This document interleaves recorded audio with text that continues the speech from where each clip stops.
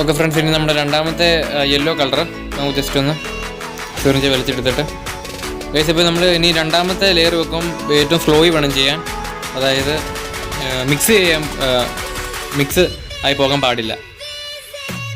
അപ്പം പതിയെ ചെയ്യുക ഫ്രണ്ട്സ്. അപ്പോൾ നമുക്കിവിടെ കാണാൻ സാധിക്കും നമ്മുടെ yellow colour layer by layer ആയിട്ട് വരുന്നത്.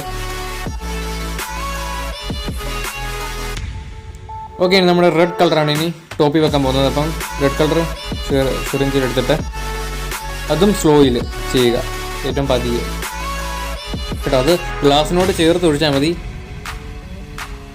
ഫ്രണ്ട്സ്. അപ്പോൾ നമ്മുടെ റെഡ് കളറും ലെയറായിട്ട് വരുന്നത് നമുക്കിവിടെ കാണാൻ സാധിക്കും ഫ്രണ്ട്സ്. അപ്പം നിങ്ങൾക്ക് ഇഷ്ടമുള്ള കളർ യൂസ് ചെയ്യാം, 4 5 ലെയർ നിങ്ങൾക്ക് യൂസ് ചെയ്യാം ഫ്രണ്ട്സ്. അപ്പം നമ്മുടെ റെയിൻബോ എക്സ്പെരിമെൻറ്റ് അടിപൊളിയായിട്ട് വർക്ക് ആയിട്ടുണ്ട്. അതായത് താഴെ ലെയർ ബ്ലൂ കളറും അതുപോലെ തന്നെ രണ്ടാമത്തെ ലെയർ നമുക്കിവിടെ ഗ്രീൻ കളറാണ് കാണാൻ സാധിക്കുന്നത്. അതായത് നമ്മുടെ യെല്ലോയും ബ്ലൂവും കൂടെ മിക്സ് ആയിട്ട് ഗ്രീൻ കിട്ടിയിട്ടുണ്ട്.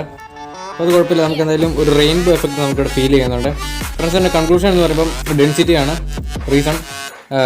നമ്മുടെ ബ്ലൂ കളറാണ് ഏറ്റവും കൂടുതൽ ഇന്നത്തെ ഡെൻസിറ്റി. അപ്പം ഏറ്റവും മീഡിയം ഡെൻസിറ്റി നമ്മുടെ ഗ്രീൻ കളറും അതായത് യെല്ലോ കളറിനും, പിന്നെ ഏറ്റവും ഡെൻസിറ്റി കുറവ് നമ്മുടെ റെഡ് കളറിനും. അപ്പം അതുകൊണ്ട് ഇങ്ങനെ ലെയർ ബൈ ലെയർ ആയിട്ട് നിൽക്കും.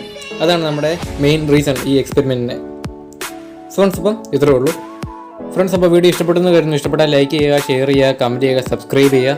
പിന്നെ തൊട്ട് കാണുന്ന ബെല്ലും കൂടെ എനേബിൾ ചെയ്യുകയാണെങ്കിൽ ഞാൻ അപ്ലോഡ് ചെയ്യുന്ന വീഡിയോസ് നിങ്ങൾക്ക് നോട്ടിഫിക്കേഷൻ ലഭിക്കും ഫ്രണ്ട്സ്. അപ്പോൾ എല്ലാവർക്കും ഗുഡ് ബൈ.